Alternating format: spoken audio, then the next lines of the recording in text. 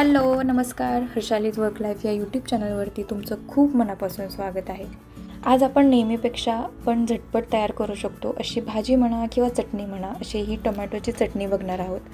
आणि त्याच्यासोबत मी एक वेगळा पदार्थ ट्राय केलेला आहे, तो म्हणजे मेथीचे पराठे. मेथीचे पराठे सहसा सर्वांना माहीतच असतात आणि टोमॅटोची चटणी पण काही एकदम वेगळा पदार्थ मी बनवत नाही. पण ज्यांना माहीत आहे की टोमॅटोची चटणी कशी बनवायची त्यांनीही माझा हा व्हिडिओ संपूर्ण बघा.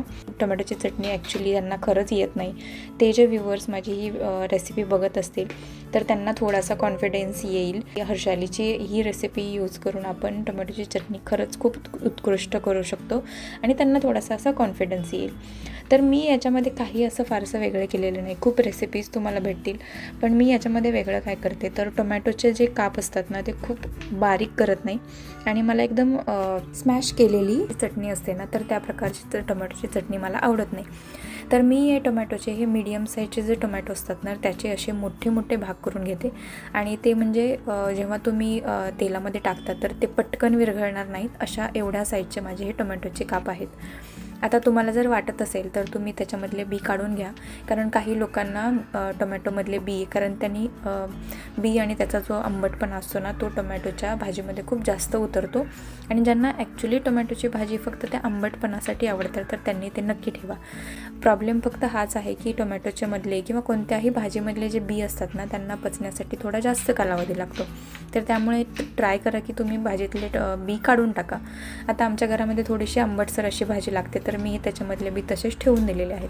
कांदा हा मी थोडासा जेवढा जास्तीत जास्त बारीक करता येईल तर तेवढा मी कांदा बारीक केलेला आहे.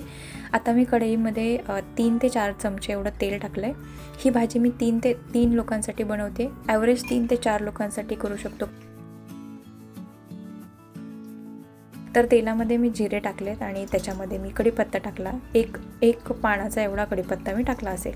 त्याच्यामध्ये सगळा जो 3 ते 4 कांदे मी चिरून घेतले होते तेवढे सगळे कांदे मी त्याच्यामध्ये टाकलेले आहेत. आता कांदा भाजायला थोडासा वेळ लागतो आणि त्याच्यामध्ये कांदा भाजायला जास्त वेळ लागू नये म्हणून तुम्ही त्याच्यामध्ये 1 चमचाभर मीठ टाका आणि त्याला तसं थोडंसं हलवत राहा मध्ये.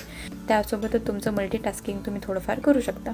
कांदा थोडासा लालसर झाला की त्याच्यामध्ये बघा मी 1 चमचा एवढी हळद, 2 चमचे एवढी धन्याची पावडर, 1 चमचा एवढा माझा रेड चिली पावडर आहे. ही रंगाची रेड चिली पावडर होती आणि त्याच्यामध्येच मी 1 चमचा एवढं माझं काळं तिखट टाकते, जे घरगुती बनवलेले काळं तिखट आहे. आता त्याच्यामध्ये बघा मी माझे जे सगळे टोमॅटो चिरलेले होते ना तर ते टाकून घेते आणि एकदम हलक्या हातांनी मी ते टोमॅटो आणि कांदा हे मिक्स करते. खूप जास्त जोरात किंवा खूप जास्त दाबून वगैरे हलवायचं नाही. त्याच्यानंतरच मी राहिलेलं जे आपल्या चवीनुसार त्याच्यामध्ये मीठ टाकते. आता याच्यामध्ये ना मला थोडंसं आवडतं म्हणून मी अगदी 2 चमचे एवढं ना गुळाची पावडर टाकलेली आहे. तुम्ही गुळही टाकू शकता.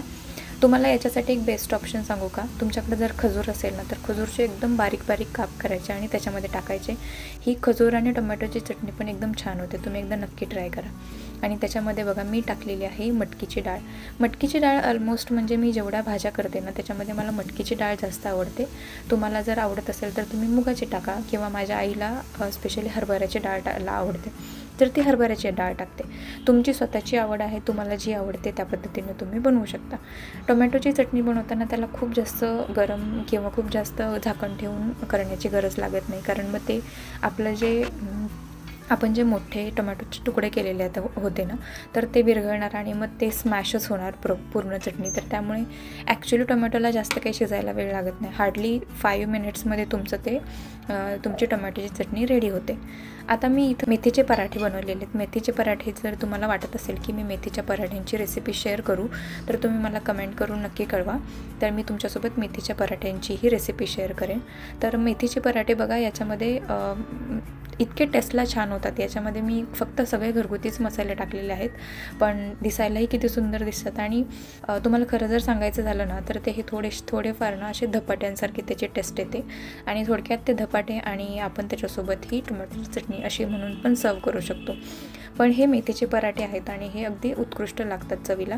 तर तुम्ही मला कमेंट करून सांगितलं तर मी नक्की शेअर करेन. तर आता टाईम आहे माझा टिफिन पॅक करण्याचा. मला खूप कमेंट येतात की तुझी टिफिन सिरीज खूप छान असते आणि आणि वेगवेगळ्या टिफिनची रेसिपीज तुझ्यासोबत शेअर कर. छोट्या मुलाला तुझ्या टिफिनमध्ये तू नेमकं काय देते तर त्याही आयडियाज शेअर कर. म्हणजे हेल्दी ऑप्शन्स आम्हाला मिळतील आणि आम्हाला जास्त काही शोधत बसण्याची गरज लागणार नाही. तर हा जर टिफिन बॉक्स तुम्हाला आवडला असेल ना तर याची लिंकही मी तुम्हाला डिस्क्रिप्शनमध्ये देते. तर तुम्ही नक्की ऑर्डर करा. ह्याला स्वच्छ करणंही खूप सोपं आहे, कारण त्याच्यामधली जी रबरची व्हाईट कलरची रबर असते ना तर ती पटकन बाहेर निघते आणि तुम्हाला क्लीन करायला खूप इझी जातं. तर हा टिफिन बॉक्स खूप छान आहे. तुम्हाला ऑर्डर करायचं असेल तर नक्की डिस्क्रिप्शनमध्ये लिंक दिली किंवा या व्हिडिओच्या प्रोडक्ट्समध्ये मी ती अटॅच करते. तर कशी वाटली रेसिपी तुम्हाला मला कमेंट करून नक्की कळवा. माझी जी रेसिपी आहे त्याच्यामध्ये अजून थोडे काही चेंजेस करण्याची गरज आहे असं तुम्हाला जर वाटत असेल तर तेही मला कमेंट करून कळवायला अजिबात सुद्धा विसरू नका.